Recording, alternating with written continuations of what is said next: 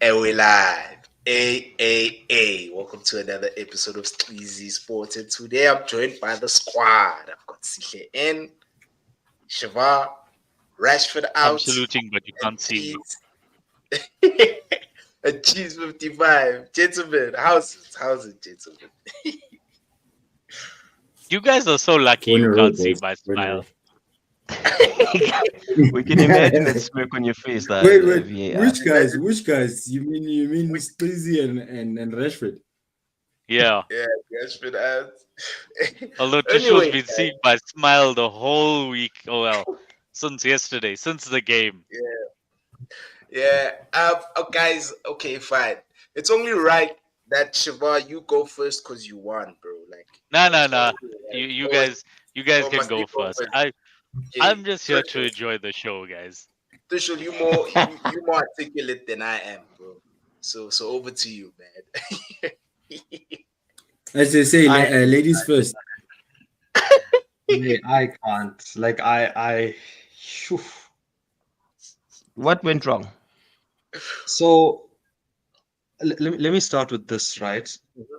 And this is something that I was actually thinking about the entire day.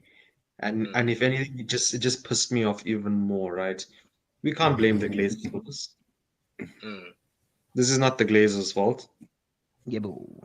This Ineos are in charge. Ineos brought in all of their guys, so we can't be Glazers out or Edward Wood or yeah, all these other characters. We can't blame them. So when the Glazers aren't there to be blamed, we can't blame Ineos. They just came in. So who's the next? It's the manager and the players. But when is it time to ask questions? Look, I'm gonna blame Ten Hag for a few things, but when is it time to question Rashford? When is mm, it ever going to be the time to question Rashford, to question Onana? Look, I'm not even going to sit here and say Bruno had a good game because he didn't. He didn't have a good game. But what irritated me is all morning I was sitting on Twitter and everyone was like, "Oh no, Rashford had a good game. He created the most chances. He put two crosses in. That's the He most put two chances. crosses in, and the second cross was at 3-0 down. And oh yes, no, Rashford was our best player. He put the cross in. Xerxes just couldn't finish it. Rashford hasn't scored or registered an assist since April, and he's mm, on 350 grand a week. And I said it last week because he did this against Brighton and he did this against Liverpool. He gets the ball, there's space ahead of him to run at Trent or whoever it was that was his. Maybe it might have been Konate, but even then to run, and he just checks back inside and passes the ball behind him. But mm. people are sat there saying, "Oh no, you know what? He created our most chances. It's this." But when it's Bruno Fernandes that's creating the most chances in Europe's top five leagues for the past 4 seasons, and then it's, "Oh no, Bruno is this, Bruno is that." But when Rashford does it, Yeah, then people are hyping up Rashford. And I was telling my brother this. There's only two players I'm not going to shit on for that performance, and that's Kobe and Toby Collier. Everyone else was pathetic. Everybody else. I won't blame Kobe because firstly, he's 19. He shouldn't be starting this game.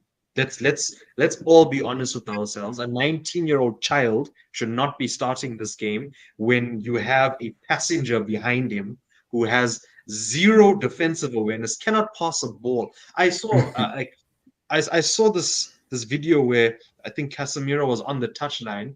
He did some 20 FPS turn and then just it looked like he was kicking the ball out, but he fell over the ball and then I think it may have been Diaz or Zobo's line. The ball rolled to them, and they were so surprised.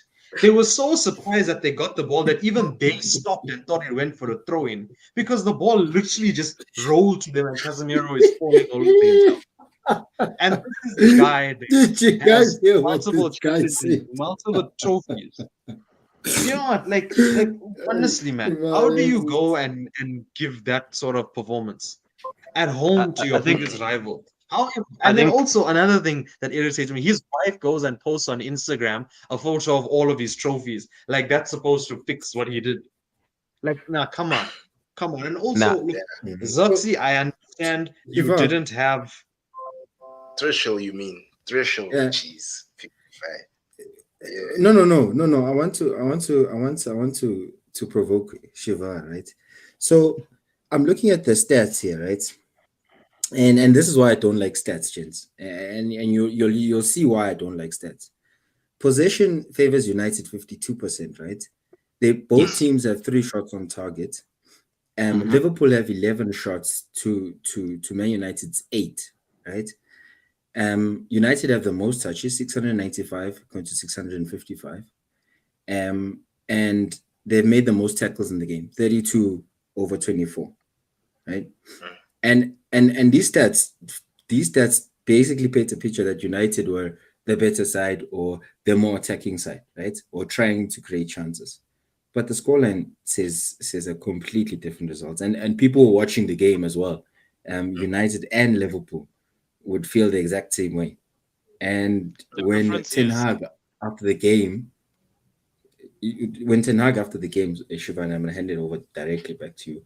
He mentions XG. And I remember last week he was speaking about this XG thing. He's like, Yeah, oh, everyone XG. hates it. Yeah, low XG. So we created more chances than last season. And last one was worse. I mean, season before they even conceded 7 or whatever it was. So, Shiva, it was to you anyway. Yeah. Yeah, Shiva. well, what I want to say about those stats is it probably the most important stat, and probably even more important than the 3 goals to no goals, is how many olays did your fans sing when they were passing the ball around your box. That's probably the more important stat. Yeah. Dude. Shiva. Okay. So Yeah.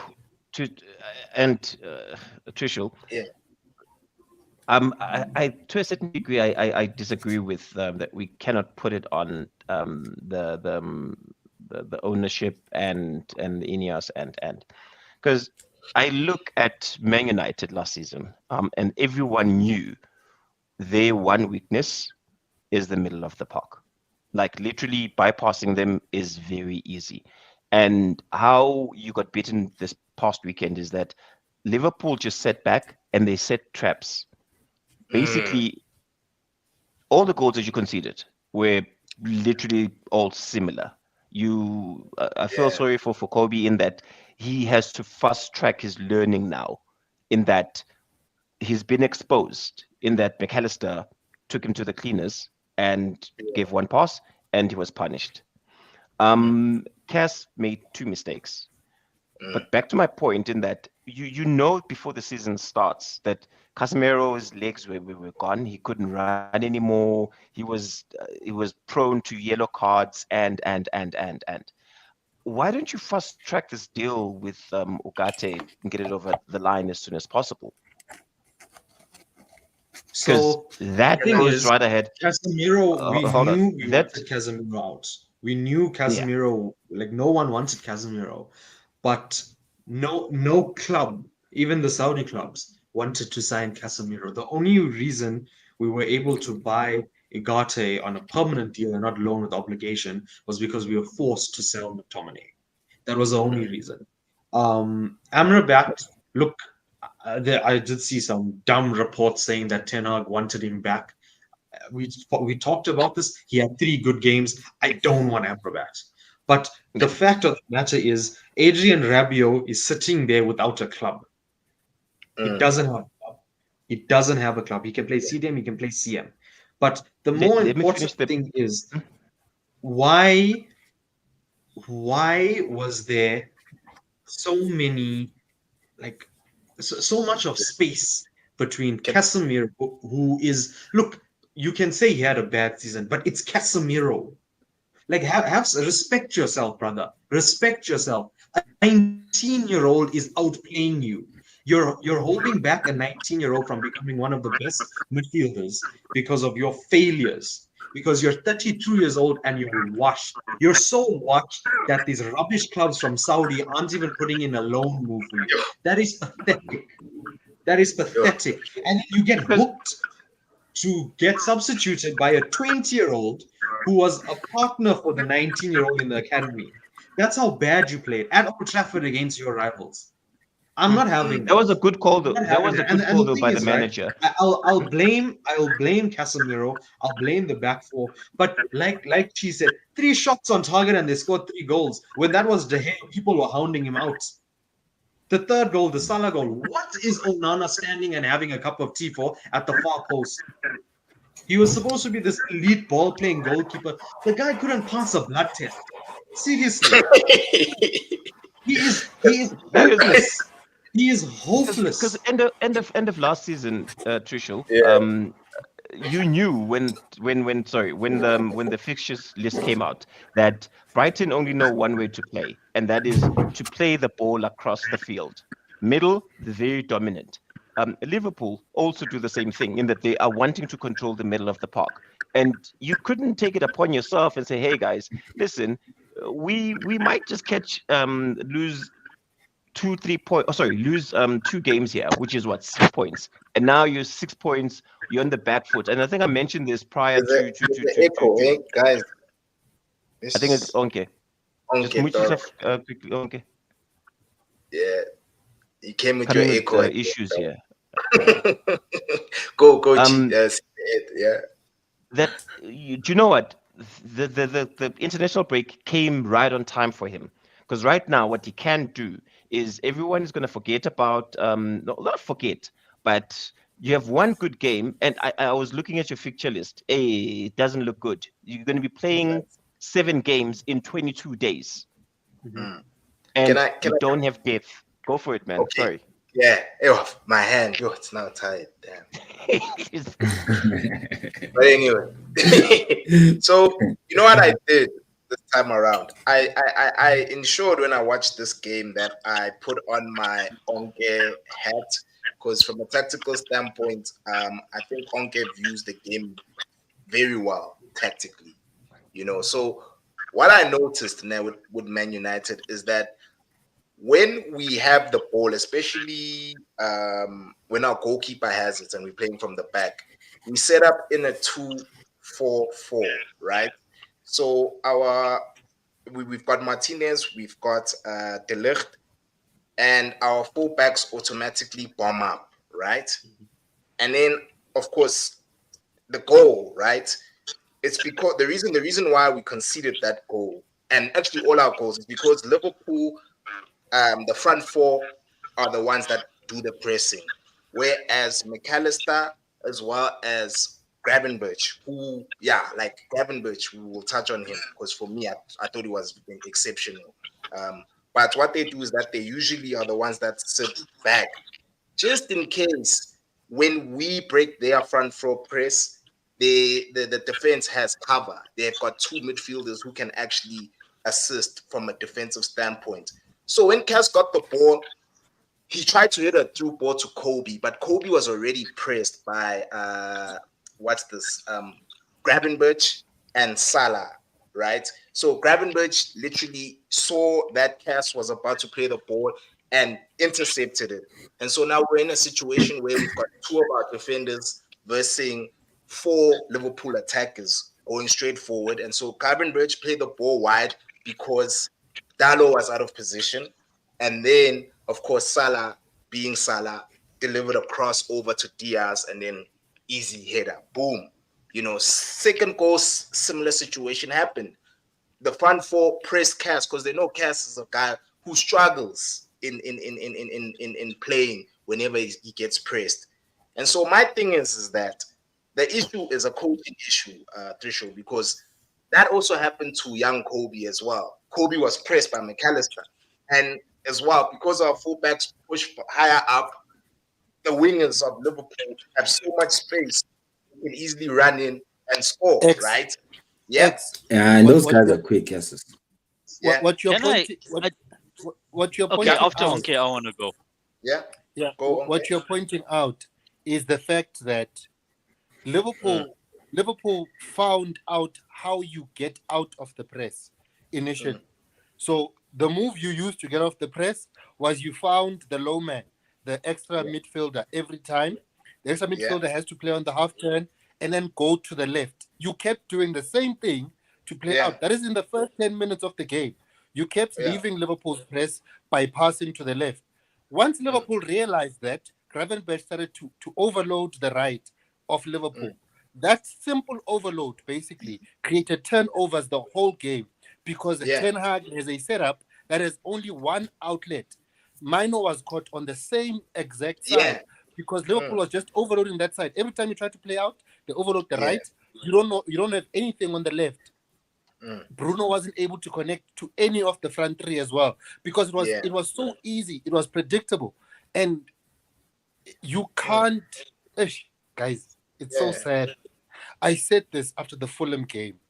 If you're going to rely on a heroic game from Casemiro and Harry Maguire, You said it. You said it. who lost the Brighton game? Harry Maguire. Who lost the Liverpool game? Casemiro.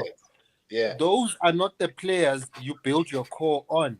You can't. Secondly, you have to look at the quality of the footballers they are for the football you want to play. I've been talking about ball retention for my club, for Man United. You cannot play any type of possession football without a ball retaining deep midfielder. You need it. 100%. It is very important because if the pass is not there, they can drive. There are always options that they can take. You don't have that. Mino is great with instinctive passing, but he's not a big driver of the ball. So 100%. You lose. He can't create build-ups. One of the reasons why, and I hate to make this example, I hate it so much, but I have to make it for this to land. I remember when Barcelona in their 3, whenever they were struggling to get out of the second phase, Iniesta would drop behind Busquets, collect the ball, and literally run with it into the final phase because they understood that's where they wanted to control the game. With Man United, control is not part of how they play. So when you give them when you give them control, they give the ball back. And I told you this last season. If you give Man United the game, you had the most possession in the game. Liverpool didn't need the ball to beat you guys. They didn't. They didn't to win it in the right areas in order to hurt you immediately. They were cruising in that game. Honestly, it was too easy. Yeah, but you see, that's another thing you've just covered, Onke. It's a coaching problem, right? Essentially, it's a coaching issue, bro. And at the same time, I don't think Ugarte will solve this coaching issue because he's not good at the first phase. You know, we don't have a good first phase midfielder who can play with his back away from goal, who's press resistant. And I did touch on this about Cheese's team, how everyone is press resistant at City. You know, even the goalkeeper is press resistant himself. It's that Rondo, bro. Yeah, it's that Rondo. And I also goalkeeper's brains resistant. Yeah, bro. But yeah, Liverpool played a Rondo on Marcus Rashford. Bro, did you in see the corner there? Did you see that when they were like going, hey, And bro. Mamela, the weirdest part is that man. Rashford couldn't get out of it. He couldn't. He couldn't. Yeah. Like he found He himself. wasn't He trying. found himself. He stood there. Rashford stood there, and when something doesn't go right for Rashford, it's not drop your head and work out. It's But another thing is Trisho, bro. As much as we you know me, I don't rate Rashford. Hey man, we don't play as a team, bruh. Man United just does not play as one. That's How can you play as a team when you play that far from each other? You guys 100%. play far from each other.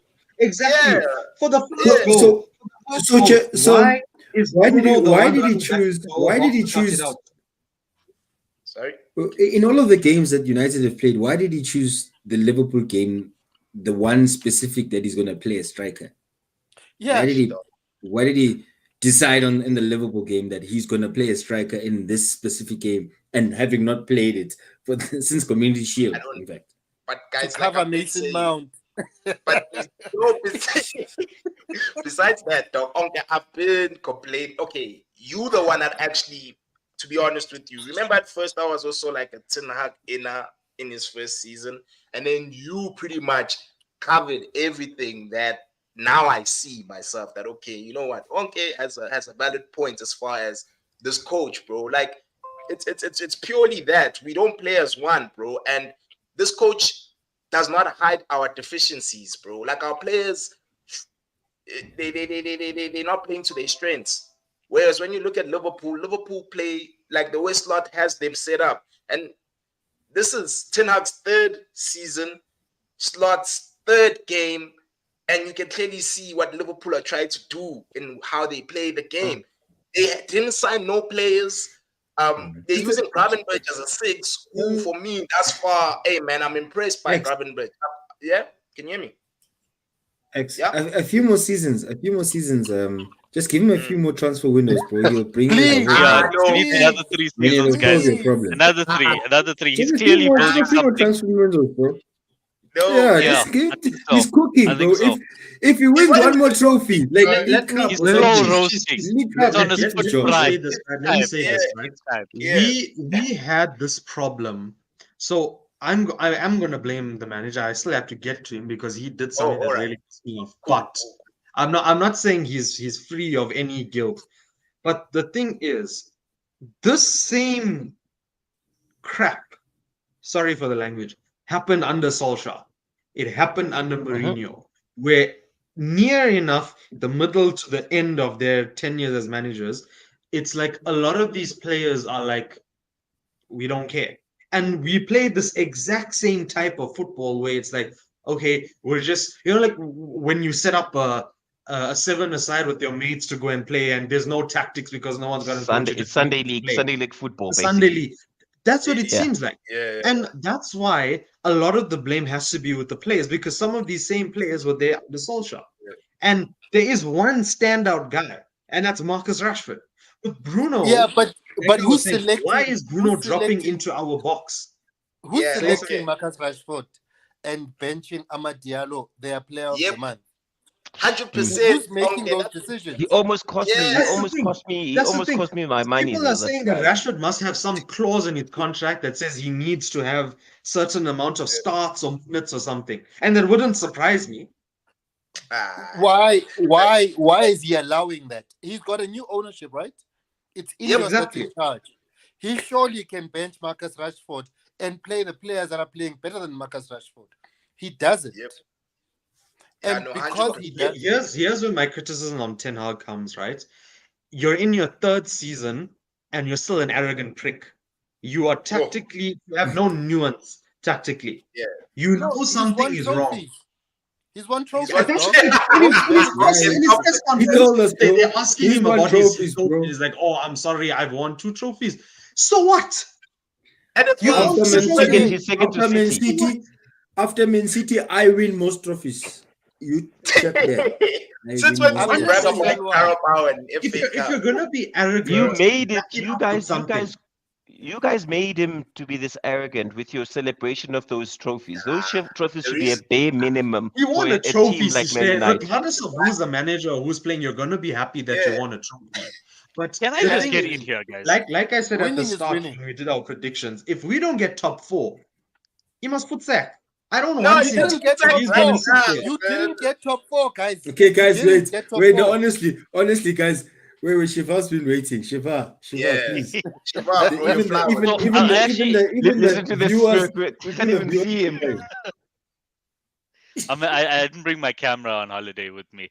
So I actually want to reply to Onke when he spoke about midfielders and that receiving the ball on the half turn. I don't know if you guys remember, but that is the sole reason I did not want to see Trent in midfield, because I've seen him try to do that and he can't do that. It's the most important skill as a midfielder, and if you don't have it, you shouldn't play midfield. Or if you don't have it, you play further up in midfield. The second point is, Onke also kind of touched on it a little bit, and where I do blame the coach is, since when is your centre backs and your goalkeeper the first triangle? Yes. The first triangle is always your centre backs and your defensive midfielder. Dude. Your goalkeeper tries to give it first prize to the defensive midfielder to turn. If he can't, he plays it to one of his centre backs, who then has the option to either go to the defensive midfielder or play it out to a fullback who can then bring it back inside. Never to a fullback to bomb forward. Now, you guys just said you said it was a 2-4-4. Even Guardiola, who has the most press-resistant players in the league He doesn't builds go with a with the 3. 2. He builds with He the builds 3. with a 3. You always Now, build what with a does 3. There's a this reason. guy There's a reason for that. exactly? Why does this guy Everyone think he builds can with a do it with the 3. 2? Yes, And you then on build the with a 3. fullbacks The pushing up, goalkeeper. Yes, the goalkeeper Yeah. becomes your 4th man.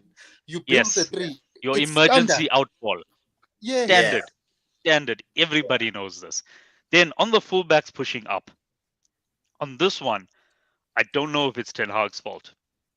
And the reason for that But is I saw why are Bruno they both Fernandes, advancing past the ball if they're and still in this the this, build-up phase? this is the point I'm trying to make, right? I saw Bruno Fernandes having a go at Dallo when he did that after they lost the ball. I think it went out for a throw or Yeah. something.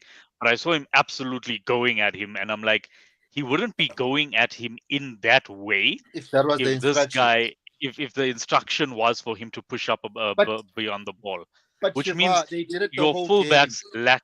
Yes, it You means that could, they lack the discipline. It means they get caught up in the game and they want to push forward. Dallo, we know he's always been better going forward. I don't think he had a terrible game defensively, but he same just Yeah, here. got but caught out guys, because his natural game is to push forward. Jeds, You can't. Yeah, hold but on. Who is your other fullback? You can't have Mazraoui Mazraoui. and Dallo where both their instincts are to go forward, and yeah, then you but don't have someone who can pivot in midfield. Mazraoui has been deeper in the first 2 games. This is the Yeah. one game when Mazraoui was pushing up, especially prematurely, Why? considering Why would you? he Why would you push up? Why, oh, guys? Why would you push up when you saw what Diaz did to Walker? We all saw Look, what Diaz did to Walker. Why you want to push up against that? look Ten at Hag Brazil's lives in his But own problem. guys, world. Shiva, Shiva, watch hold on, it. Jeds, hold on, Watch it, hold on. Shiva. Watch Um, it. what this Dallo movement? They've been doing it for the past season and a half, where Dallo likes pushing up front, and for some reason, Onana hoofs the ball, bypassing everybody to go to To get Dallo, to who's now Dallo, I sitting know. on the other side. They've been doing this since last So season, I get and that, Sihle, that's but the what I'm passing trying to keeper say that is, what I'm trying, Yeah. I agree with you. That's what they have been doing. But Bruno Fernandes would not have lost his shit if that was the instruction for this game. It leads me to think the instruction for this game was for Dallo to not push up so high, and he could not follow those instructions. So as much as we're blaming the coach, and I honestly am so glad we got the right bald-headed Dutchman, Um, the players do have to take some responsibility here. Yeah. that's true. you That's know, true. Yeah. Shiva, I just want to touch on something, right? And I guess sometimes there's something that we call football IQ, right? And Yep. football IQ is something that you can't get from the coach. The coach can only coach you so much, right? But if you know that there's a problem as a fullback and this guy is tearing the team apart, you say, Coach, I need to stop this guy. My first job as a defender is to stop this guy. And Yeah. and sometimes even if the coach is telling you to bomb up when the guy is skinny your center backs on the other side, if as me as a center back, I'd also start tuning you as a right back. That hey, dude, don't forget your first job is to defend. Can let those Yeah. guys go Yep. and do the job. And sometimes the good players like Bruno will pick that up first. They'll be like, dude, just relax. Let's play. Let's get the ball. Let's get control of the game, and we can progress further up the pitch once we have control of the game. Right, and it's very But hard to have players like you. It's very hard, and that's why buy the Yeah. best players who think like that. You don't teach the things Rico Lewis does at 19, This at is 19 why. years. This is why.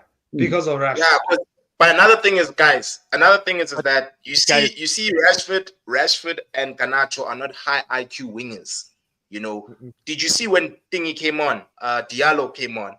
Him and Mazraoui was beginning to link up with his winger properly as far as passing is concerned and keeping possession. Because what's this kid's name?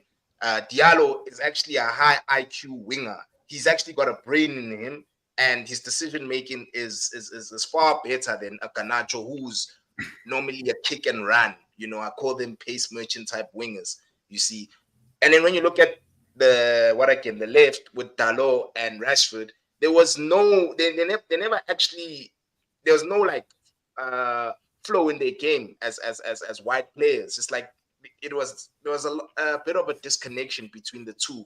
Whereas when I watch Liverpool with Trent and with Robertson and Diaz, there's literally a relationship between the two guys. Vice versa, when you look at Salah and Trent, there's a relationship whenever they bomb forward, or even from a defensive standpoint. Yeah. But Don't forget I that do the feel point that I also spoke about having a left-footed left back, gents. You have a left-footed left back, you give you a chance for a winger to play because you can play the ball down the line. Every single time, if you're right footed and you're receiving the ball, you're always looking inside the pitch. And you create a problem because Casemiro doesn't want the ball. You're always putting gonna so go much pressure on inside. him to receive the ball. You have a left-footed left foot to give your winger a chance. It sounds like I'm speaking So like on- for on Rashford, that but it's cheese- not the case. I get what you're saying, but what Dallo would do a lot if he had the ball, he would run into midfield and then diagonally give it to Rashford. And whenever Rashford got it, he just would not take his man on. He would get the ball, he'd sidestep with it, ball roll, then pass it back. He'd never there's make, and actually a Rashford meme. was Yeah, not making runs in The- behind in any case. So there's a Yeah. what couple of is Don't videos even that show frame it- that. I want to Sorry? use this opportunity to segue into my team. And the Yeah. first thing I want to talk about is those overlapping fullbacks.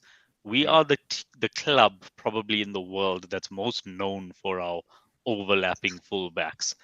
But what I see is I see Van Dijk scream and stick his arms out, and I see the back four just fall into line. They are now a flat back four, and all he does is put his arms up. And now they're in a flat back four, and they're waiting for the man to come to them. There's no indiscipline. No one's bombing up. No one's doing anything. He's like, 2 minutes, just get control of this game, and then you go again. Not many defenders have that anymore. Defenders historically have had that. Rio Ferdinand would do that. Vidic would do that. John Terry would do that. Jamie Carragher would do that. But I don't see De Ligt doing that. I don't see who's this Argentinian dude. I don't see him Ish. doing that. The butcher. Yeah. The butcher, yeah, also, they don't if- do that. They just want blood. And then on that point as well, when Trent did bomb up, it was Gravenberch that sat and McAllister that supported on the other side. And when Robertson went What a forward, player Gravenberch McAllister is sat now. and Gravenberch pushed up and supported on the other side. It's just, it's simple. Do you know what it is? It's that, that game we all had when we were kids where you try to take the shape and you put it into the hole. Like, Square it's pegs and just round that holes. game. It's like, the pegs and round holes. yeah, it's just that. If this guy is going there, the hole is over there. Okay, I'm gonna go and plug it. Let my Yeah. midfield That's partner go up. positional football. That's Yeah. all. That's That is all the it is, essence Jim. of positional I think football. Ten Hag also Yeah. was caught up in a situation in halftime where the whole world that was watching the game could see where the problem was. And he took that young kid and he tossed him in. He yanked out That Cass. was unfair on I him. thought that was a brave move because it could have gone south real quick. That boy stood up because you had a 19-year-old and a under 21. I don't know how old that kid was. But He's 20. they started to Guys, play. Gravenberch is 21, and he was my Yeah. man of the match. No, he had a Rather play. technically, I'm not gonna lie. Gravenberch was the only ex-Ajax player that actually performed on the pitch yesterday. Yeah. Oh my word. Yeah, if you guys Oh got my entering word. the pitch, you could have That's you a could have bar said right something there, about bro. that. Sup, cheese? I didn't get that. Yo, I'm just saying, you get Anthony I- in the pitch I- and he I- solves that. I agree with Shiva though. Jeez, you're off ramp, jeez. Like, what's Anthony going to do? And then he laughs when he afterwards. Cheese, my dude, you just yeah. Yeah. I don't know if you guys have anything to add with this topic because it's been 34 minutes. No, I have a couple of things to add. Yeah. I have so Oh. many Oh. things to add. Oh, Guys, oh, imagine Gravenberch was the worst of our four midfield signing yesterday. And then you put him, okay, look, he's had two like good games. When I say good games, I mean like 8 out of 10 games. But you guys made him look like prime Clarence Seedorf. Imagine that. And then Before we say, I do also want to talk on the manager, but yeah, Shiva, carry on. And then, can we just take a moment to appreciate Mo Salah? He has done it again. I'm sure you're Renew his tired of contract. this guy now. His contract, his contract is up for it's going to expire in a year. Renew his contract. Don't bother. We have to give him at least another year. And Van Dijk's also on the last year of his contract. We also need to give him And another year because Trent, he was Trent my is also in his second last best contract. player.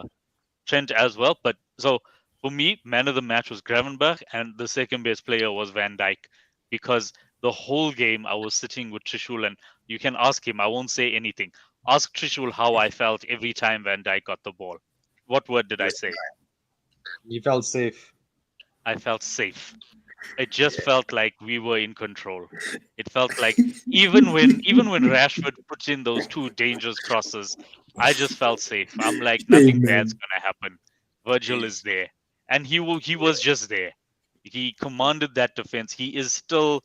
People talk about Saliba, and I see it. Saliba is amazing, but Saliba cannot yet. He probably will, but he cannot yet marshal an entire defense on his own. That's why I think Van Dijk is the best defender in the world. But he was playing against Zirkzee, dog. Yeah. It wasn't No, fair, Like, fair, right? Fair. yeah, fair. that was a You very can only horrible beat what's attack. put in front Let's- of you, but the fact is let's he be stood honest, up and he that did was it. a horrible And then, attack by Premier and League then- standards, not just by okay, the I'm not standards of done. United. Okay, you'll have your chance. By Just Premier wait. League Haaland standards. is coming. Yeah. It's Haaland fine. is Van Dijk coming. has pocketed Haaland too. Anyway, Yeah. Haaland is coming. and then Salah, like we didn't see the Salah we all thought we were going to see, where he's making those darting runs into the box. He kind of played more as a 10, and it was more Soboslai that was the one getting in the box. And he took up the creator role, and he kept things going. He came out with 2 assists, and I don't know how you scored that goal. Everybody's talking about Onana, but I'm like, where is your left center back? Where is Dallo? Where is your defensive midfielder? How does someone who you know has punished you before get that much space in the box? And B, why is your goalkeeper coming near post and then It's taking a hardened. step far post and I then did see getting that one. beating near post? That one is Like, drunk. Afterwards, Salah said he was actually surprised at how easy the game was. It was, bro. Yep. It was, though. Like as soon as Liverpool figured it out, it looked so easy for them. Like they literally would wait for Man United to give them the ball. Manchester would string a few passes, start to feel confident, and then a simple press by Liverpool, 2 men, next pass is going straight to a Liverpool player. And I'm like, how are these guys deluding themselves into supporting this coach? Like, how are they? But I'll how tell are you they what it still is, here? okay? I'll tell you what it is, and this is where I'm going to blame the coach again, because he does not know how to adapt. In the first 10 minutes, I thought Coach. United were He actually doesn't playing know really how well. to coach. Well, He that doesn't too. know But how to coach. in the first 10 minutes, United were playing really well. I was actually like, United have been the better team for the first 10 minutes. And then Trishul tells me, no, this happens every game. We always play well at the beginning and then it goes to shit. And I'm like, okay, but now this can't happen all the time. But then I saw it. For the first 10 minutes, you guys were progressing the ball well. You were looking threatening, not really dangerous, but threatening. We couldn't get our foot on the ball. Every time we did, we lost it.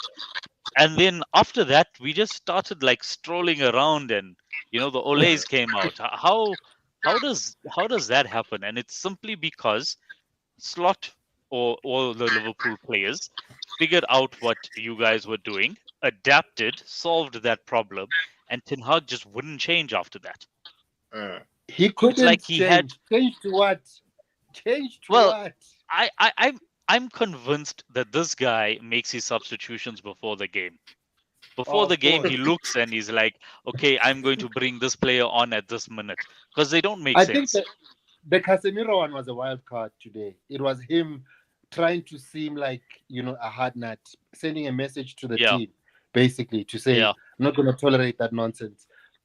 So he took one for his ego. That was definitely for Ten Hag's ego. He probably didn't want to sub him to begin with, but it was like, you've done enough for me to sub you. If I don't, these guys are gonna look at me with a side eye if I Yeah. discipline them in a game, you know. So Mm. he wants to keep that persona of being, you know, the big dog in the dressing room Mm. that everyone needs to fear. So it Yeah. was for his street cred, not not Yeah. tactically. To me, Liverpool could have scored 5 goals in the second half. It was that Yeah. easy to play through Man United. It was that easy. That Collier boy, yay. No, Yeah. he was seeing flames. He was seeing Yeah. flames in that second Guys, half. even And even Kobe was seeing flames, eh? Yeah. Even yes, yes. and another thing is Shabab, bro. I think the way you see, if we continue playing the way we're playing, Kobe's gonna get muscle injuries, bro. He's gonna end up like Yep. Jack Wilshere. Because I don't like this high pressing thing that he's trying to do. We don't have the players to play that Hey, system, Kobe's diving around bro. And for that's not Kobe's recoveries. game. I mean, Uncle, you've covered this. You did say that off the ball, it's not his game. This thing of him having to, play box to box, bro. And that's why I That's do why feel, yeah, that's yeah, why that's I why, said yeah, one midfielder is not going to solve your problems. it's You not. need the workhorse, the Hmm. enforcer. You need the DLP. Then you can free Kobe to play a supporting role instead of him either being part of the back line or being part of the front line. And It's chewing him up. There's no way that boy's gonna carry that team. 100%. And Onke, you've just covered what I've always been telling Threshold. I once had this episode with him and Melly. Like Kobe's best attributes, because he's a guy who plays ball to feet. He's like a street baller type of person. I'm not sure if you guys seen his videos where he was in, I think, during the Euros or after the Euros, where he was playing street ball. Like Kobe's best attributes are suited further up.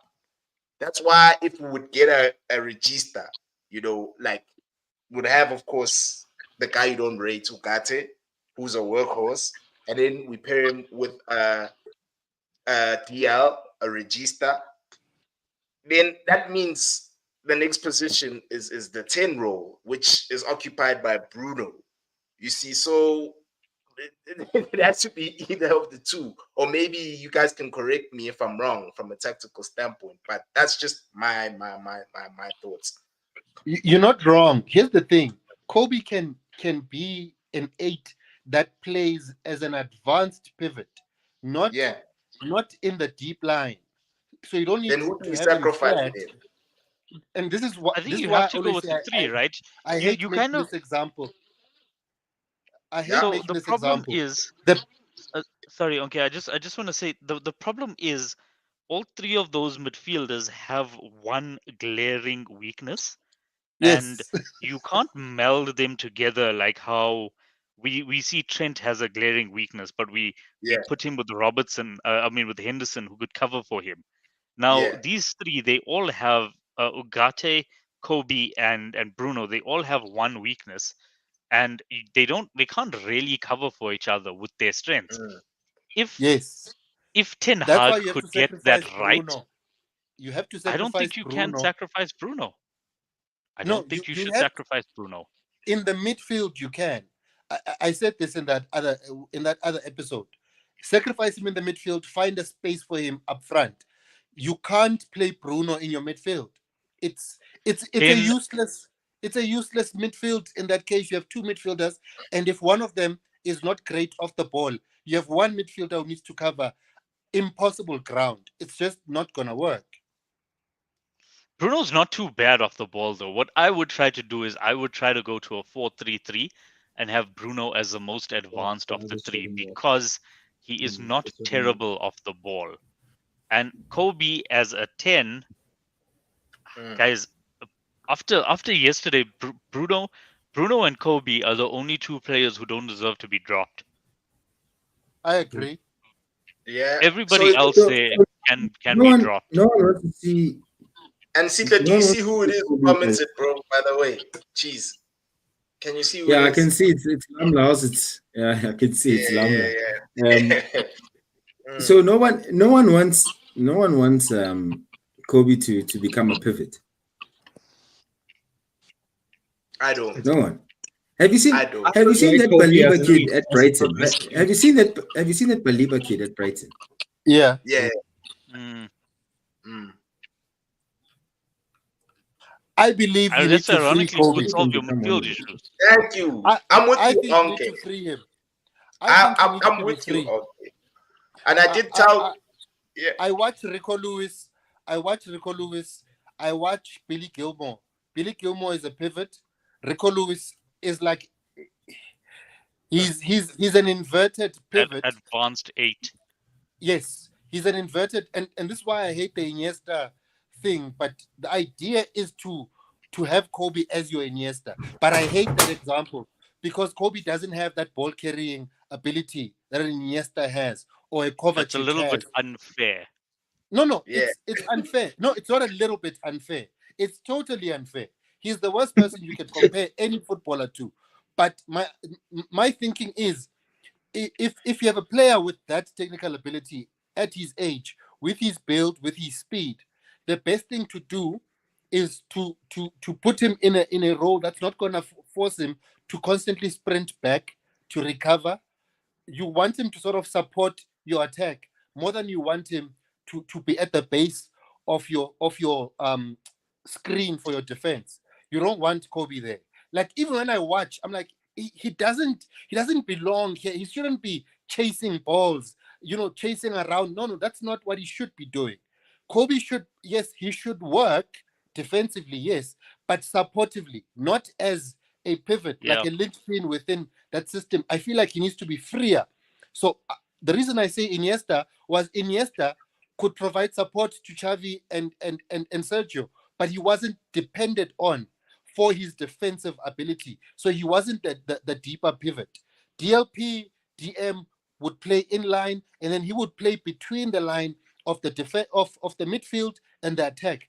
And that's the space Man United need someone. Bruno is not able to fill that position very well. He isn't. He does it in bursts, but he isn't able to He does it out of keep that necessity, position. not out No. of. He does it to save his team, not because that's what he's supposed to do. Yes. And you see, Onke, bro, you've hit the nail on the head. I've been saying this.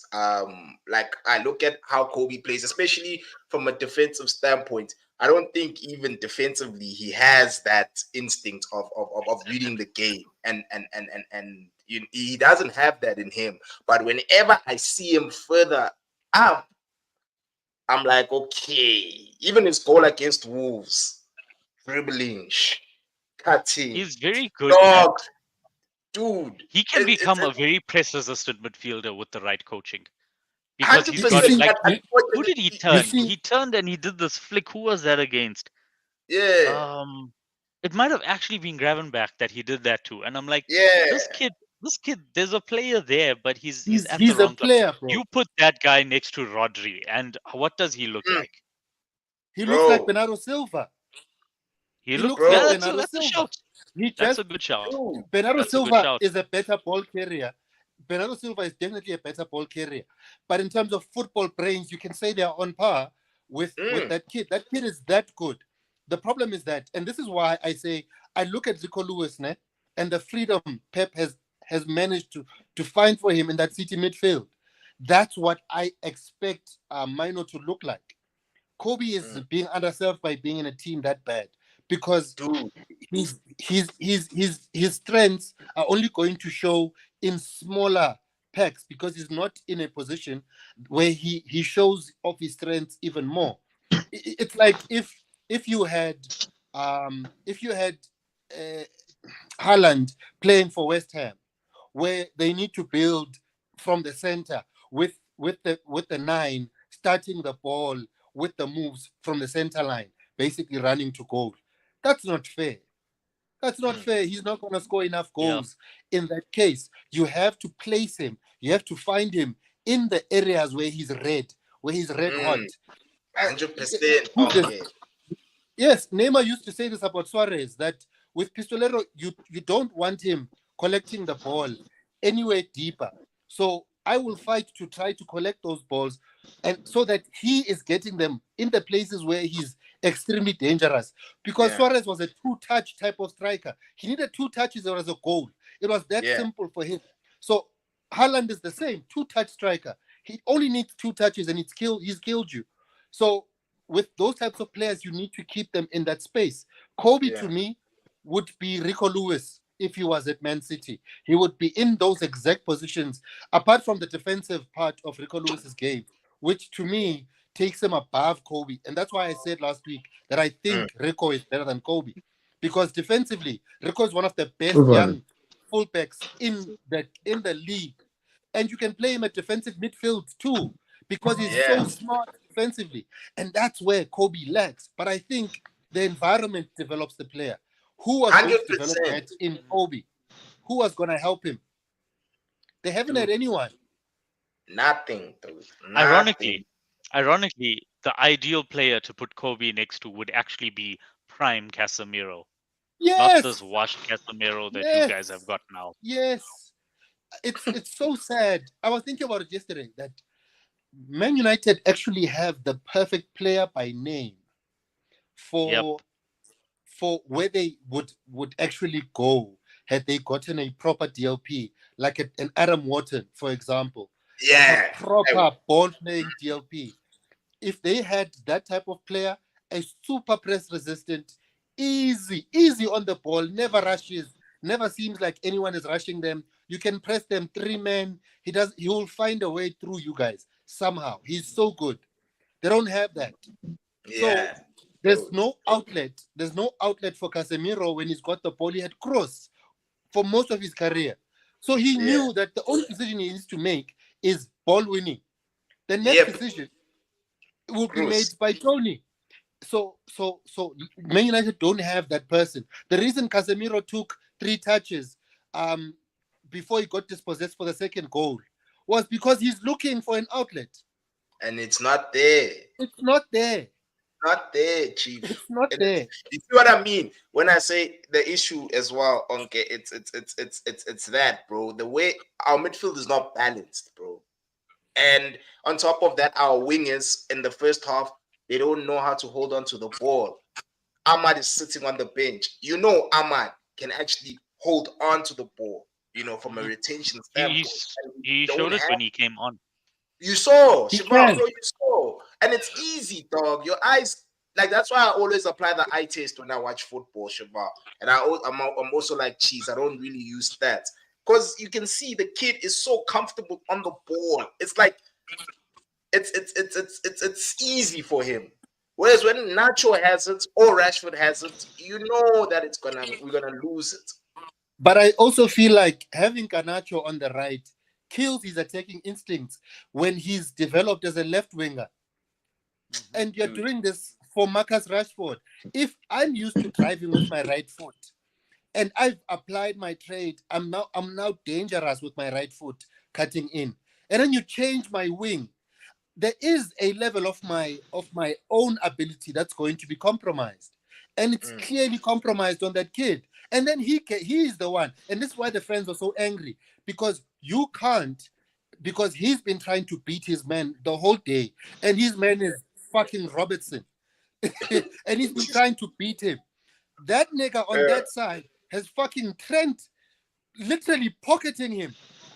Yeah. How is he the one getting... You get what I mean? He's not even trying to take on Trent. But the one who's trying to take on his man is the one getting subbed. And then Ahmad comes on, does the exact same thing, tries to take on his man. But because there's no one to create a threat on that side, Liverpool is able to survive any of those dangerous moments. That's the problem. Man United was so poor, and I want to give credit to Liverpool. But even Shiva knows, Liverpool never left gear 2 yesterday. Yeah. Nope. They didn't need to. Nope. It was too easy. Way too easy. Because of how bad Man United actually is. Well, no, wait. I want to disagree on that. We left gear 2 for about 8 seconds when McAllister danced through your midfield and H, and put H, Oaks on the floor in the box. That's when we left it just to show you what a midfielder is supposed to do. H, man. Hey, Yeah, bruh, even the counter for the disallowed goal, that was yeah, crazy. It was Liverpool right there. I was like, dog. yeah, Man United are not surviving this shit. They are not surviving this. Oh, it's only club I know that has two home stadiums, bro. It's crazy.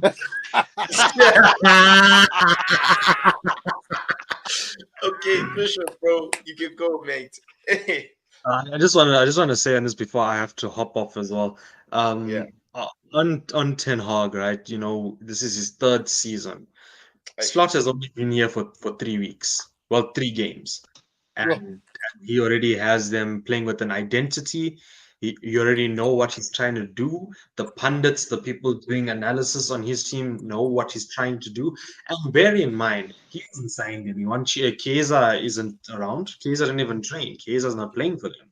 They very, and also the thing is, Liverpool very clearly needed a CDM. They didn't play with a proper CDM, and they still banged us up because they had the coach who knew what to do in a situation where you don't have the players in the necessary position. And the thing is, right, on Kobe, look, we can discuss that to the moon and back. I think he can be an 8 next to a DM, but until the problem of the coaching is sorted and until Rashford is sold, we're not going to get anywhere. And I don't mean this season. I mean Manchester United as a footballing Bench him institution. first. Until Benches. Rashford is not It's playing, it easier should to be sell a Garnacho, player when Whale, he gives up. and Ahmad. Hakim Ziyech is It's still easier playing. to sell a Hakim player Ziyech. when he's on the bench. Marcus, look, you know what? He gave us a handful of good moments, but we're paying 350K a week for an emotional, petulant child that doesn't want to be there. He looks like Damn. he's not enjoying playing football. He looks like he doesn't want to be there. And if he doesn't want to be there, then piss off. Because Yeah. we've given him too many chances. How many chances have we given this guy to? And the thing is, it's not even Marcus Rashford's star. He's 27 next month. Yo, 27. he's a This grown is not man. the same Rashford that came to the Young academy, Marcus. banging He's his not young. He's a grown running man. past his fullback, taking his man on, putting it in the top corner. It's I'm Marcus. If I have a bad performance, my PR team will organize an essay to post on Instagram. I'll get my 350K check per week. I'm at the ChatGPT. nightclubs after losing to City. That- I'm going out to birthday parties. I'm getting a haircut. I'm Paul Pogba. That's what Marcus Rashford has become. So if until Rashford is out, I don't think we're going to succeed as a football club. I don't think we're going to get anywhere if Ten Hag carries on like this. And honestly, the way I see it, I think Carries Rudy is on, going to end up being period. our interim from Carries on, October. period. yeah. I If Ten know. Hag carries on, the fate of your Yeah. football club is much worse than what it was before the FA Cup final last season. Mm-hmm. Because for some reason, that 100%. FA Cup final changed your fortunes. You The guys writing started is to on have the wall. I for one think the unnecessary writing is on the belief. wall. If we can't get a win away, I think it's Southampton away, and then it's another away game after that in the league. We Then have a it's cup game at home, but I think if it doesn't get a win, at least 2 wins from those 3, then it's not looking good. But you He's gonna will But get get those them. two guys, wins. You He's will gonna get those get 2 wins, those. and I'll tell you why. It's because your players are better than their players. That's why you will Yes. get those wins. Yes. But as soon as you're on even footing with someone, you cannot get over the line Mhm. unless there's heroics. Yeah, like a moment of brilliance, like a long range effort out of the blue or something like Ish, that. but I wanna say this. Southampton does play possession football, You and I've see, found that Man United struggles with these teams that are a bit more technical. 100%. We do. These- Okay, those These are coaches facts. that want to retain the ball always give Man United problems. But you might beat them on the counter like you did last season when you got dominated by teams like Burnley, for example, when it dominated you. Like it's so weird, man. It's so sad. Like what yeah. happened, guys? What happened? All right, Shit. guys. Also, we'll be here for the cam tier list. Yeah, yeah, yeah, yeah. All right, cheers, Remember my to guy. subscribe. Let's Yeah, guys, like and subscribe there, please. Like and subscribe. Yeah, Uncle, let's move over to your team, bro, because I feel like we spent an hour on our teams. Congratulations, Shiva. I didn't even congratulate you Thank you. yeah, Thank you. putting me, man. You know me, I'm not a sore loser. I take my L's the way they are. And yeah, man. You know, your club is looking, especially if defensively, you guys haven't conceded a goal. So I'm sure on your end, you're also pleased with that, having three clean Guys, sheets I've in a been row. saying it. Van Dijk still has it. Yeah, He's not on the level he was before his injury, but still the best defender in the world. yeah, yeah. Right? Yeah, Cool. dog. Against Let's Zerkzee move and over stuff. to Onke's team. You know, you guys, Yeah. Onke, what happened, bro? Because man, I watched your team. I was expecting another 7, or 6. Because yeah, I thought you guys were gonna start my Nah, boy Sancho. nah. You don't get those every week. I know, King. It's I wanna look at it as growing pains. I'm very frustrated. I feel like that game was a win. Mm, I think we played well for large parts of that game, but we failed to just have quality in these crucial moments, especially in the final third, which of course is a Chelsea story for many years now, just lacking quality in the final third. I think there are so many small things that frustrated me, like here and there. It's not even like big. Like I feel like Gusto um, Eish.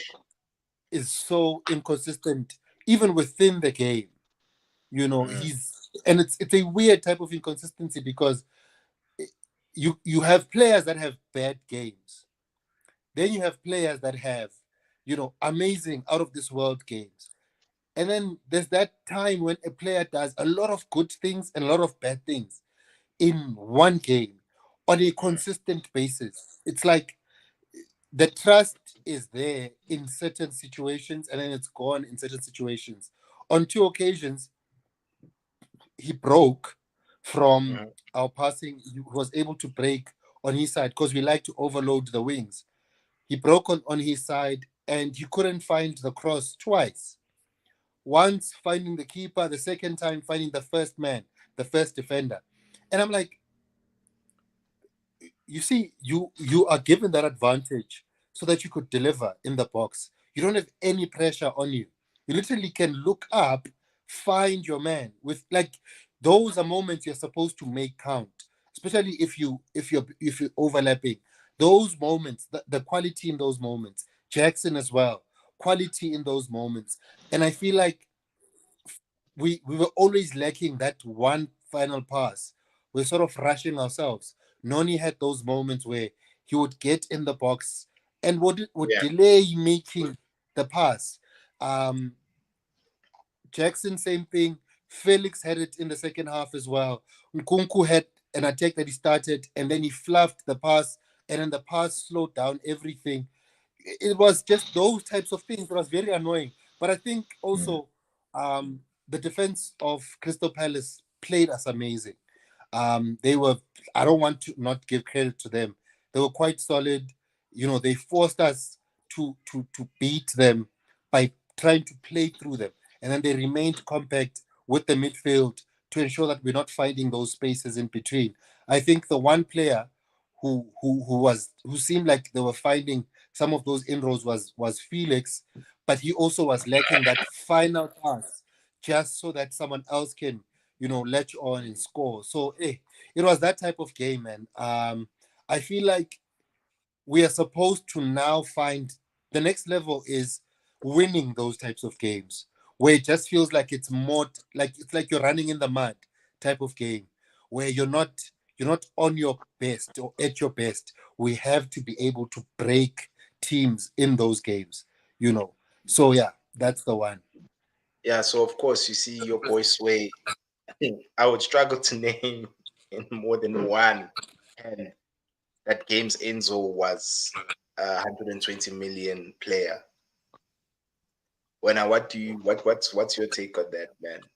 Can I'm I over can the I price sorry, tag. can Yeah. I Yeah. just get on that? Before Caicedo joined, there was about 2 or 3 games in a row where I felt like you guys should have given Enzo back to Benfica and paid another 120 million to bring him in, and he would still be worth it because he was playing that well.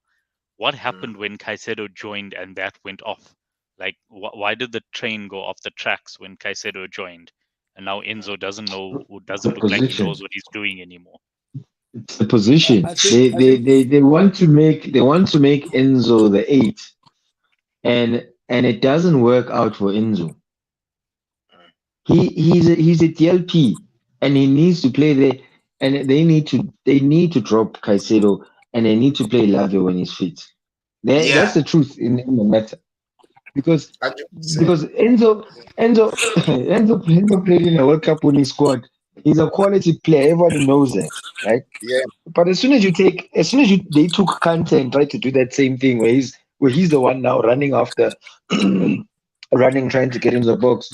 You're basically telling a guy to do something that he's not comfortable doing, Yep. right? And Enzo, you'll see him even on the edge of the box when he's in those situations, and he's actually now the last or the most forward player. He doesn't feel comfortable in that position, yes, and that's yes. what's killing them, Sugar. And 100%.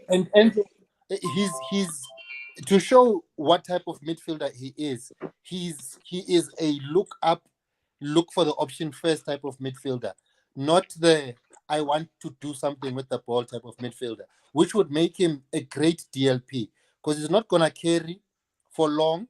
He carries in short bursts, and then he's also going to try to spread the ball. Two of the things we want in this team anyway. He so the coach makes the change in the second half, um, makes Enzo play deeper, pushes Caicedo ahead of him. Caicedo starts to form part of more of the attacks, trying to attack spaces and stuff. We were still struggling with that one problem. And I can name maybe two passes that I saw Enzo misplace in the second half, where he was looking for a longer ball to try to, but still, we were just lacking that quality in the final third. In terms of control, there were great periods of control for us in the game. We looked very comfortable, unless these guys were countering. But even then, Mateta was well marshaled by Colwill for most of the game. He was very impressive, if you ask me as well. I feel like Levi hardly put a foot wrong. Every time he was either caught off the ball or trying to overpress, he managed to recover well. Like all of those things, even Fofana had a good game. He was our last line in terms of what's this sweeping. He swept very well. He has pace, so he could beat Mateta sometimes or Eze to balls. We okay for them to He score, played really for well at example. right back when he was moved to right back. When you go to right back as well, he was very good. He also attacked space very well, tried to open space for Noni. I think Noni had a horrible second half after he had a very strong first half. And that was my problem. He wasn't consistent in the game too, just like Gusto. And that's the other thing that no one talks about. I feel like with Enzo, it's always going to be price tag, same as Moises, it's always going to be price tag and then expectations. Jack Grealish. Yes, Jack Grealish. I prefer to watch the footballer, not the business. The business is what it is, but the footballer functions within the system, and the system has to cater to the footballer. And I can still see that Enzo wants to find the best place to play Fernandez. It's very clear in how he shifts him and moves him around. In the first half, he struggled to keep the ball. Wharton was running us like crazy, and then he said, Ish. "Okay, let's change from Caicedo. Let's have Enzo." There was less defending from us. We had more control. Caicedo would form part of the first press, so we could keep balls, recover balls when we lost them up front. But we just didn't have that quality to just finish. Even in corners, set plays, we had opportunities. We just didn't have that quality, that legs. That's the part that wasn't there. It was there for Wolves in the second half. It wasn't there for Yeah. us in that entire game. All right. There's a question for you. Okay. Thoughts on Sancho? It's gluttony, if you ask me. It's just greed, dog. It's just Yo. greed. It's sitting at the buffet and then ordering chicken liquid. Now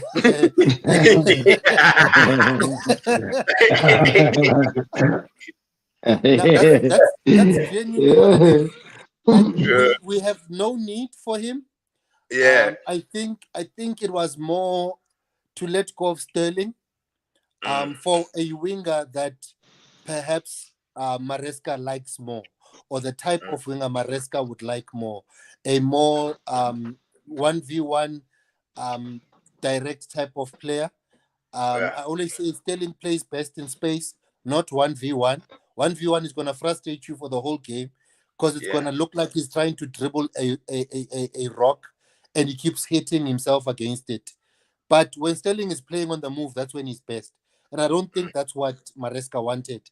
He wants all his wingers are basically 1v1 wingers. They want to take their men on. Sancho is pretty similar in that sense. So I understand the purchase. I also understand it if you juxtapose it to how many of the wingers we had in the back pocket in terms of loan army and stuff that we are actually selling now, with Washington leaving, with Gabriel also leaving now. I know we still have Estevao and Paez coming. So yeah, there's a lot of. That's why I feel like it's gluttony, because I'm already excited about those South American wingers, and we already have Neto, we have Joao Felix, we have But hey, why wouldn't I want more quality on my team? You know, Yeah. I don't. It's a better headache to have than the headache of choosing between Anthony and Rashford. Yeah. Yeah, you see what I'm saying? So you've just answered what I've always been saying, bruh. Like, from a quality standpoint, Sancho is just better than what we have as United. But of course, a lot of guys have their I can't reservations. believe you guys didn't want Sterling. United fans are weird people, eh? You guys didn't want Raheem Sterling would have Sterling. actually done well in a counter-attacking Yes, system. he would be their best player because the way Ten Hag plays, he wants a runner. Sterling loves playing in space. He is perfect for that system. But for some reason, you guys were like, not Sterling. We'll give you Sancho for 20 million, but don't give us Sterling. What? But I think we wanted that other guy, the guy with the midfielder, bro. The one with Chukwemeka. yeah, that's the guy who. I don't wanna lose that guy, man. Yeah, he For can play. me, it's I like think him and Chalobah. I don't want to lose those two players, man. I can understand the coach saying I'm not going to have space for them. That's fine. If it means two of these French boys are going to be leaving and Chalobah coming back, I'll be much happier. But between Padiashile and Tisasi, someone needs to go home. Someone All needs to right. go home. I sat here and put my head on the show and I said, African, or not African, but black French centre backs. You did. You did say. And I said, yeah. And I was sitting, you I think it was did. Mike, and I was You did. telling them, and I was like, But you'll see. I know You'll where see. that sentiment comes from. And it's from Elikai Mangala and Umtiti. They traumatized you for a very long time. And Umtiti, and the thing is that these guys start well. Like if you remember Mangala when he started, he was Yes, really no, good. And yes, that yes. game he defended against Diego Costa Padiashile, same with Padiashile. Amazing at the start. now you'll cry, Baba. You'll cry for those guys. Yeah, all right. Let's hope listen. Konate is a different story. He doesn't play in the national team. Konate is fine. Just leave him where he is. All right, Cheese. This is for you, man. Over to you, dog, with Haaland. And on the group you were bragging about your toy, man. Yeah. 68 games, bro. 69 games. He's got another hat trick. What a player that guy is, bro. There's the second goal that he scored. Yeah. And the second one, bro. Minimum backlift, gets the ball, smacks it. I didn't even think he hit the top corner. He just hit it straight and in the roof. Yeah. And Rico, that pass was a bit strong from Rico, because I'm like, Haaland can't open up because of how strong the pass is. But the touch Haaland takes opens him up because the defender is expecting Haaland to open up. Because initially, as soon as Rico sees him, I'm like, open it, just put it in front of him so that he's open. He can just run his right foot through it. Mhm. Now, Rico pushes the ball into him. But instead of Haaland, because most strikers would lose their footing because they want to open. I know if Lukaku got that ball, he was going to trap it with his 10 there for no reason, with his back heel, for no reason, because most strikers sort of anticipate the ball to be in front of them. So if you drive it straight into them, they sort of freeze. But Haaland places it where his left foot is going to hit. And I felt like, okay, his left foot is the cheat code. The defender is trying to keep him off his left, but you have to be worried about both. So it was such a beastly goal. A beastly goal. A beastly goal. But hey, we are so used to it now. We're so used to it. Like pure striking. That's pure striking. For me, I was just in a way when I saw that goal. I was like, yes, sis. Like, the goalkeeper had no chance, and I think it went Bro, straight. it's just above him. Yeah. It's just above him. Haaland was out to strike the ball, bro. Like I was like, this motherfucker, man. Like, hey, Bro, he's a cheat code. From the time I started seeing his videos at Salzburg of his training finishes, I've always been obsessed with his ball striking. Because he strikes the ball, like first time especially. Yeah. It's violent, bruh. Yeah. I know Sike watches the City finishing videos. That guy hits the post like you can feel the velocity of his those runs to the line and cut back. Yeah. Haaland in training, I think he misses maybe 2 out of 20. Every time they run the ball down the line and the cut back, he's there with that left foot. The way he swings to get that power, you hear the net, that kicking every single time in training. Yes. And that's just violent. Crazy. The way he positions himself to hit that ball with minimum backlift into the roof of the net is crazy, man. But even the third goal, he showed a different variation. The chip. I mean, like, but for me, that's always that's Haaland's trademark run. You must see Haaland when the guys have advanced the ball, how he makes that run, and then he doesn't get the ball. He does. You can see the disappoints that they didn't make the pass, but he's already coming back to look for the next run, and he's always trying to bend it around the center back. And when Nunes got the ball and beat that man, you could just see Haaland. This is a Haaland opportunity, perfect layoff pass. He's running towards goal. You're not gonna catch him. Beautiful finish. I only say he runs NFL routes, and I know he does because Pep Guardiola is a fan of American sport, and he likes their tactics. So Haaland runs in corners and curves. So he times the defender, so he checks the leverage of the defender. If the defender sees him on his right shoulder, the defender's gonna move their body leverage to the right to feel him, because you want to feel Haaland, right? You want to play him physical. The moment the defender moves to the shoulder, Haaland then changes direction over the defender's left shoulder. Yeah. He did it to Thiago Silva like a few times, and he always says Thiago Silva is the defender he has struggled the most with, because Thiago Silva is able to recover from that. Most of the defenders in the league can't. It's so difficult because you're not looking at him. You want to feel him so that you can look at the ball and know where he is. But the moment you think you are in line, he's on the other shoulder and the ball is already coming to him. It is impossible to defend that move. And that is why him and KDB grew such a great understanding of that exact thing. KDB could see him as he starts the run. He passes immediately. And then when Haaland changes direction, he basically meets the ball as it's coming into that channel. You can't catch him. You can't tackle him. You can't do anything at that point because you're too far from him to affect him physically. It's a cheat code. It really is. It really is. You wish you had a it's striker with those instincts. Mm. I know Ronaldo has instincts for space. He's the best I've seen as far as just finding space in the box.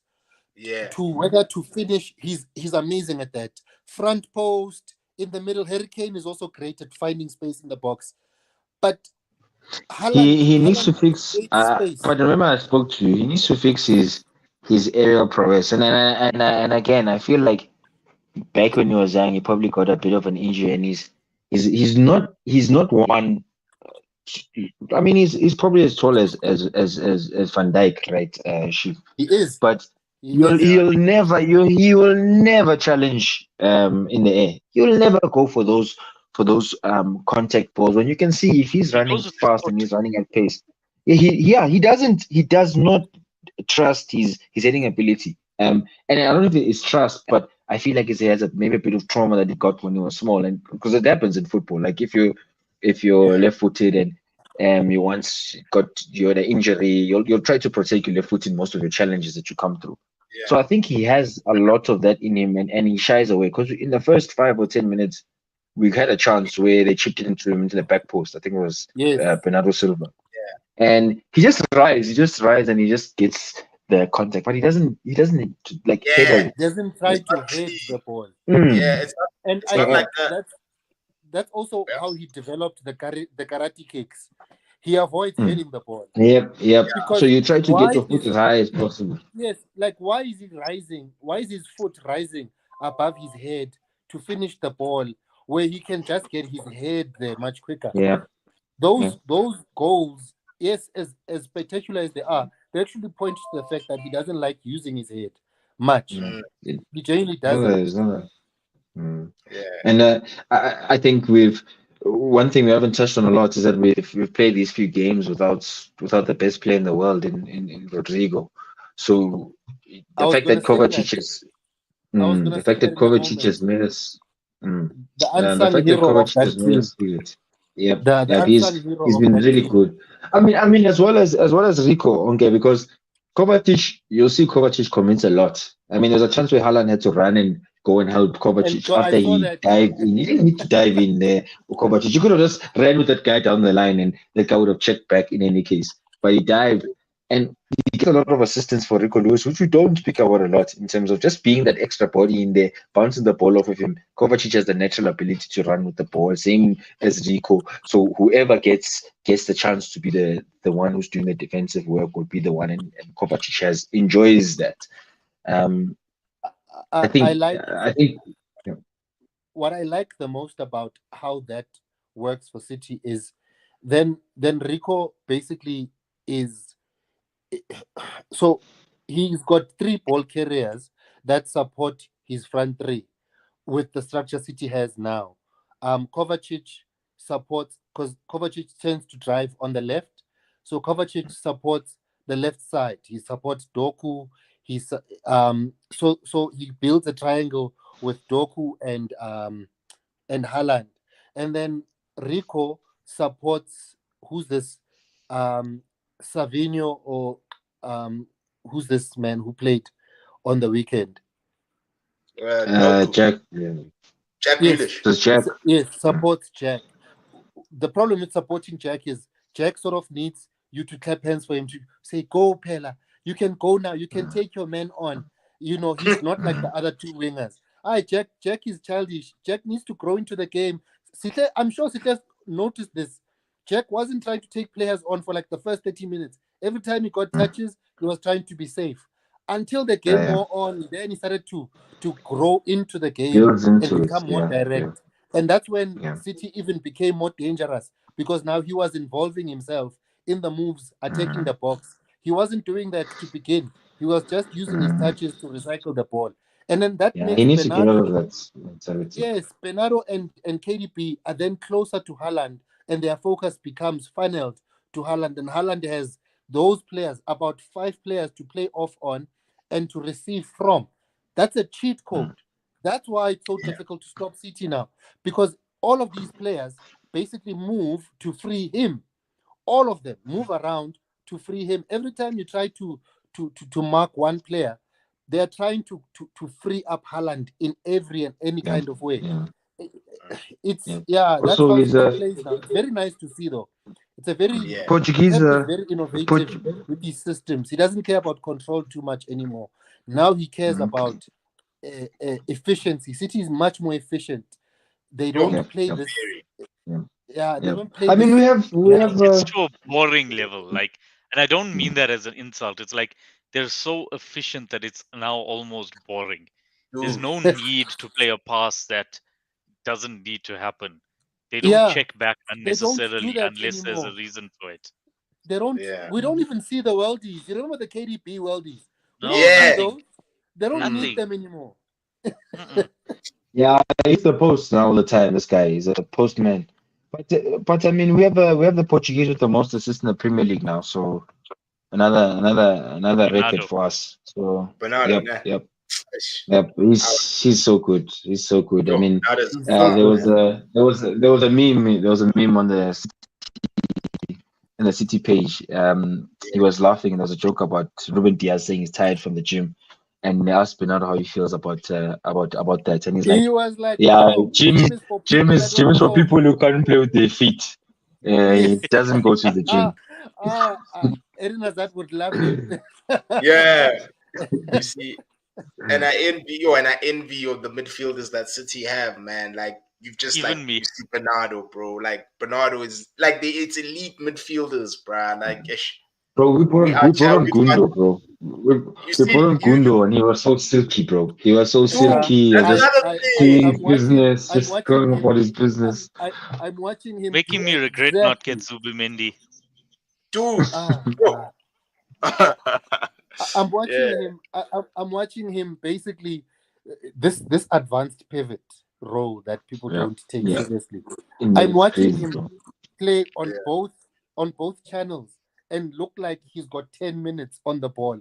Like there's never anyone close to Gundogan when he's on the ball. It's like, wait, how is he finding that much space in what seems like a very crowded area?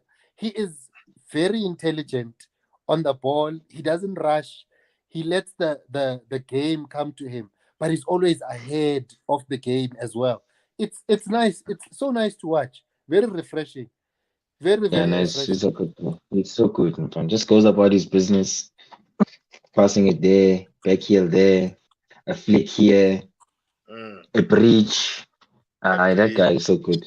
Um, Ah, so it is what so it not much to is. say. I think, like I did say, I mean, we're gonna have more testing, more tricky matches after the international friendly. I Yeah. just hope my guys stay fit. I think it's gonna be a very crucial period. We need your best players during this period fit, so that by the time it comes to Champions League and well, by the time it comes to Champions League next day, you already racked up all your points. And now Yeah. you can focus It's on going to the Champions League with that. with this new Yep. format. Hey, dude, With it's this very new format. Do we that like is this what new format? yeah, I I like don't it. I like it. Okay, here's why I like it. I like it because we get the classic matches that we watch the Champions League to see, and we get a lot of them. No, Very not for English teams. Okay, not for English teams. Okay, the English calendar and fixtures are so crazy already. You wanna I see? I don't mean, like it. I City. This is agree. the I season. This agree. is the season where City is not going. We're not gonna win. We're not gonna win the league if we're gonna have to go and push that many games, many big games in the Champions League. The Yeah, amount of but big games we're but gonna have to play now is just ridiculous, man. but the thing is, you can drop for some games. The problem is going to be match intensity. But I don't think it's only going to be an issue in England. I think the problem with England is England needs to change their December fixture list. The English Premier League starts slow. No reason for it to start this slow. It starts slow. It starts with a match a week, a match a week, a match a week, a match a week, and then out of nowhere, it's 2 games a week. It doesn't have to be that way. And then in December, it's like a game every 2 days. It doesn't need to be that way. You can spread the games out throughout the season properly so that the players are well rested, and then you They you won't. can rotate. They And I can won't. tell That's you the why they problem won't. I can tell you why they won't. because Klopp They was the won't one because fighting. no, They won't, because Sky and ITV have a war on with each other with who gets the games. So they'll never schedule the games for the good of the players. They will schedule the games for who gets the The rights good of their to commercial broadcast. partners. Yeah, Ah. that's Uh, why. That's why you so don't you see see, Premier League games moving to a Friday unless it's like the first game of the season and they're trying yeah. to cash in on the hype. But you Yeah. see, those are all missed opportunities. Like I've already made peace that I'm gonna watch Chelsea all season on Sunday and Monday. Like Mm. that's me and my team for the season. Sundays and Mondays are blue Sundays and blue Mondays because And that's when I'm gonna be Thursdays. watching my team. And And yeah, Well, how you yeah, can and forget about Thursdays we Thursdays? together, when dog. I can, Ladies' when night. I can get a pirated stream, when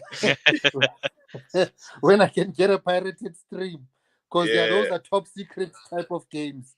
They are not yeah, seen by everyone. yeah. Ish. So so it's for me that's the challenge is that with the English it's scheduling. It's not because there's 38 teams or 38 games. Most leagues have 38 games. They just don't schedule it properly. And then when the cup competitions get to the crescendo, they have scheduling issues. They change schedules and stuff like that. It's almost as if they don't expect this and it hits them by surprise for some reason. And UEFA told them about this in 2022 that they're going to change the scheduling. They proposed to all of these FAs. So they know exactly that their planning needs to be different, but they didn't change it. So their teams are going to suffer. So Look, at some I point, don't teams are like going to this new say, Champions League. I'll tell you for me where the problem came in. The problem came in around 2012 or so, where UEFA decided they want more champions in the Champions League and gave the bigger leagues less spots. So what happened Mm, was you ended up with teams like Karabag that just got beat 5 or 6-0 all the time. And then yeah. because of that, the group stages became very predictable. Whereas Mm, if you had a fourth team from Portugal or a fourth team from Germany or a fourth yeah. team from Italy, that team is now a team with European pedigree that can cause an upset. But if you're Yeah. taking the champion of Armenia or something, you're not Yeah. going to get an upset. That's a big fish in Armenia, but you put them in Europe and you know, Yeah. like they It's can't, different they ball won't game. be able to beat Swansea or Ipswich or one of these. Okay, Ipswich are in the Premier League now, but they won't be able to beat a Champions League club, Mm, Championship yeah, club, the championship and club, that's yeah. that's where it went wrong. We need to go back to the way football was scheduled in the mid to late 2000s. That was peak. mm. Yep. Yep. That And football should not have changed from that. athletically, I think the players were also much better conditioned as well because Mm. of how games are scheduled. Yep. Like the fitness levels were better. Um, I think the regiments also benefited the players because you were sort of you were managing players' fitness for games. You were not training them up. Like you see now with all these breaks at the beginning of the season, I'm sure the next international break is going to be like in October or November. These Mm. breaks also So cause these scheduling it's problems. September, October, November, then it's March and April, or Yeah. See, Feb and March, something these like that. these That's what the three 5 breaks FIFA are. breaks, yeah, these three the first three FIFA breaks waste time. They waste Yeah. player fitness. They destroy synergy for clubs, especially clubs with turnover who've got new players and stuff like that. It's stop start. Like I am Mm. sure Ten Hag would rather be training with his team today. And I'm not Yep. saying this for Ten Hag. I'm sure Enzo Maresca would rather be training with his team today, going Mm, Even over the Arne weekend and Slot. saying, Even fix Arne that, Slot. fix that. Even Arne yeah. Slot, that's still a new team to him. So Mm. it's a waste of time. You're 3 games into the season. You've got patterns now that you can draw on. You've got video. Now you can actually start coaching your team up. You can now And start then saying, okay, everyone goes on to Yeah. internationals and forgets now everything. everyone has got an international break. You've got a Now skeleton Southgate team is that's telling you left. about 4-4-2. Yes, most of your starters are gone. So you Yeah. can't even have continuity in terms of messaging because the people who you're likely gonna want to talk to are the ones that are not in camp. So the Yeah. people you are actually working with every day are not the people you want. to work with. It's like when you come back from the off season, and there was an international tournament like this off season. So you are basically working with your fringe players instead of your starters to Mm. open training camp, and you're a new coach. That's already a challenge. That's what Anceslot went through. Now he could have trained up his team for the whole week without any fixtures, right? Because that's not the case. Play Mm. someone else on the weekend, knowing very well that I've had a whole week to put my philosophy into play, to show these players what works, what doesn't work, their bad habits, their good habits, the things that, all of those things, having, direct meetings with the trends that are emotional sometimes, and, just so that they can understand that my message is consistent, and, all of those things. Mm. Those things affect the quality of the football we see ultimately that these teams produce in Europe, especially in the early stages of the Champions League. So, part of the reason I support this change is this change is going to give us the football we want. That's the football we want, guys. We want to watch football on a Wednesday night. That's the football we love. Yes, it's nice on a Saturday, but those nights, the Champions League nights, we need more of them, and they need to be more guilt edged, not when we get to the knockouts. And that's when the excitement level goes up, because that's when the big games come in. Without a group of death, most of the Champions League games that play in the group stages aren't worth watching. Let's be honest. And that's Yep. why I say that decision to include more champions and less third or fourth place teams from the bigger leagues is what has caused this problem, because now you can pretty much pick the top two in every group. Or That's not now, true. last season. That's Yeah, true. Except for last. United's group. You couldn't pick the top two in that group. But every That other was a group you Europa could pick. group. That was the That was a Europa. Europa group. Every other group you could Oh, pick the top two. And and it's been Shiva. like that for a while now. And I think Yes. let's just go back. The bigger teams and the bigger leagues are there because you want to see them. You want to see Porto, even if they finish fourth in their league. Yes. You want to see them in Yeah, the Champions League. Because That's if why they I finish also fourth the previous season, they can win the league in Portugal this season. that's why I support this coefficient thing, because ultimately, um, the ups and downs of these big clubs in this time, in this period of high competition, in terms of finances, just general league competition, like Girona coming out of nowhere in Spain, yeah, for example, last season, Bayer Leverkusen winning the league in Germany. Of course, these are weird times in football, all of those types of miracles are happening not regularly, but they happen here and there. Um, the coefficient protects the legacy clubs um, of the Champions League. You can't lose the brands like AC Milan in the Champions League with all that history. You can't lose, and having the revenue of Champions League could have helped AC Milan survive their turbulent financial times when they were going through it. So those are But some of the my argument to that is, if you are a Villa, right? And now okay. you lose out on Champions League because some other club that you finished above got in through their coefficient. Now you don't get the opportunity to get that Champions League revenue, and I you agree. don't get that opportunity to build your club and become yeah, the great. one of those big clubs. And with financial fair play, you're pretty much saying, okay, Liverpool and United are now going to win the league between the two of them for the foreseeable future, because they were the big two teams. They have the biggest coefficient, they have the biggest fan bases, and teams like Arsenal and City and Chelsea, who have the money and do have some legacy behind them, now cannot challenge because we're just going to take away their opportunities. I don't want, as a Liverpool fan, I don't want that to happen either. I see what you mean, but now think about the inverse for the member nations of UEFA that are saying, but in Ukraine we have Shakhtar, and it's one of our best teams. But Mm. in UEFA, Shakhtar wouldn't be eligible because it's not one of the top teams in Europe. And I'm just using Shakhtar as an example, because it's not one of the top teams, and Ukraine is a small country.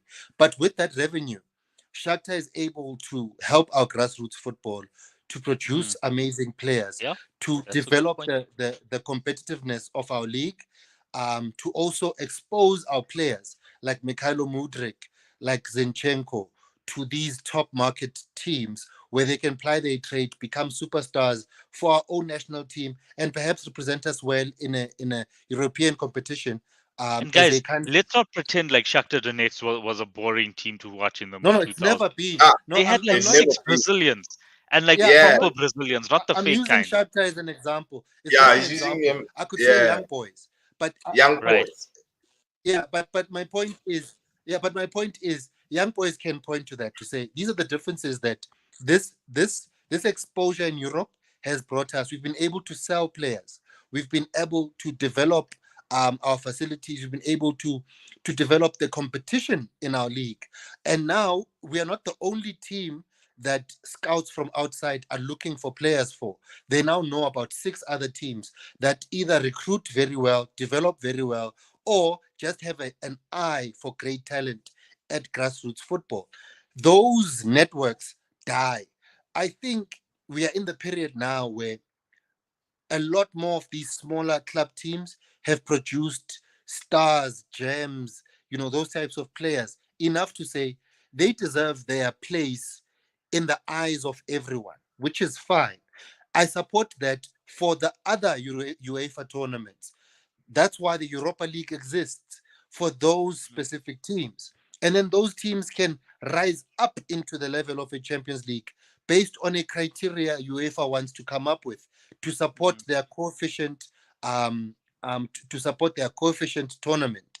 But the idea of, since that's not going to happen, or we know it's not going to happen, the reason I now support this system that they're coming up with is it addresses both problems. We get the exposure for your young boys, and we get the big games at the same time. Yep. Yeah, yeah, I, yeah, I yeah. Yeah. Yeah. okay. Hey, Siobhan, I closing, I don't. bro. Okay, Because okay. Let's close yeah, up. Okay, No, and I you can get talk about this a whole week. yeah, we can. We can go all night. yeah, Mm. literally. But We'll this is an continue interesting next week. Okay. conversation. Cool, no Yeah, problem. yeah, no, but this is of course an interesting convo. But guys, thank you so much for availing yourselves. Yeah, we pushed today. Now on 42 minutes. Much Yo. appreciated. Yeah. I know, much appreciated. Guys, please like, comment, share, subscribe to the channel. Help a brother out. This is Easy Sports, and we are out. Peace. Howdy. Cheers, guys. Cheers, Cheers. guys.